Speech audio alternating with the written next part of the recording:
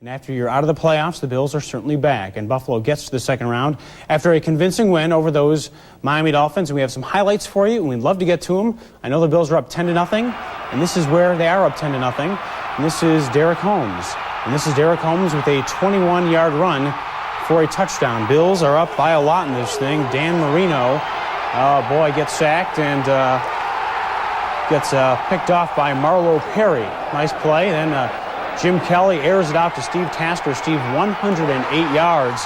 Great game for him. That's a career best. And then Tim Tyndale, good game for him as well. This is a nice long 44-yard touchdown. Bills go on to win this thing 37-22. And like you said, next up is Pittsburgh for a game on Saturday at 12:30. All right, Eric, we'll hear much more from you a little bit later on. All righty. Thanks. For a Bills fan, there is nothing more satisfying than beating the Miami Dolphins, and when it's a playoff game, it's even sweeter. Eyewitness News reporter Helen Tedderus has the story of this fierce rivalry between these two teams. Two football fans, both passionate about their teams.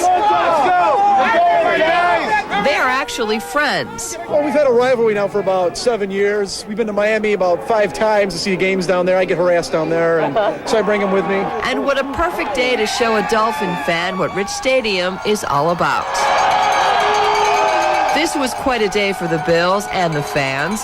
It was easy to feel the warmth, even with the bitter chill. The Dolphins weren't that lucky. For them, it couldn't be colder. None of these fans seemed too concerned with the weather. Everyone was just so happy.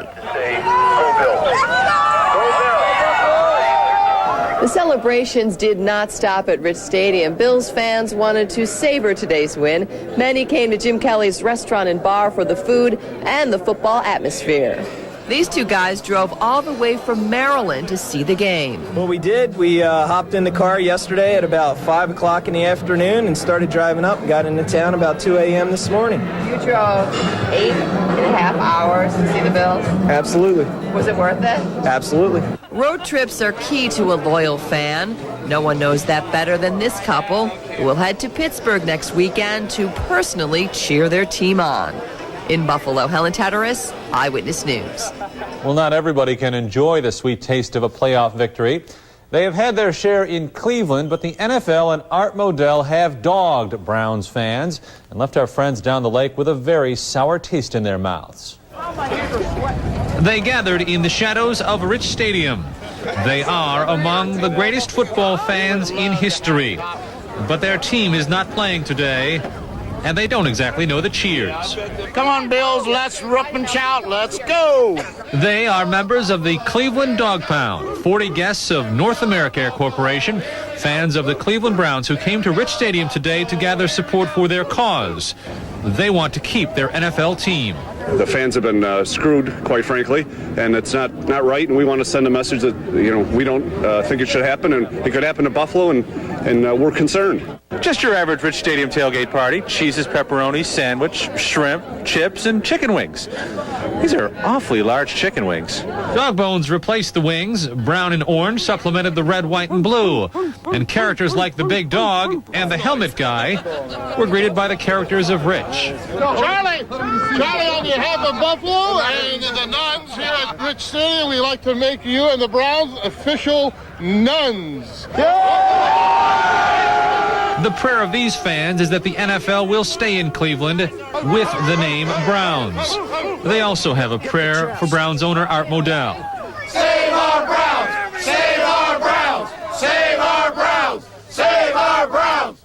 Like many Buffalo fans, these are hardworking, blue-collar people who love their football. We're here. We're supporting Buffalo. With Buffalo supporting us, and I think it goes countrywide. I think a lot of NFL cities are behind us. This cannot keep happening.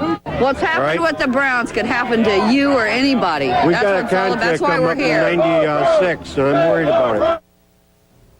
By the way, our friends from the Dog Pound were seated in the same section that made them famous, the end zone. Well, Buffalo fans not at the game today had the best seat in the house, the one in their own house. The blackout was lifted last night, and many people planned playoff parties at the last minute. Others ventured out to area bars to get a giant view of today's playoff game. I want to be on TV.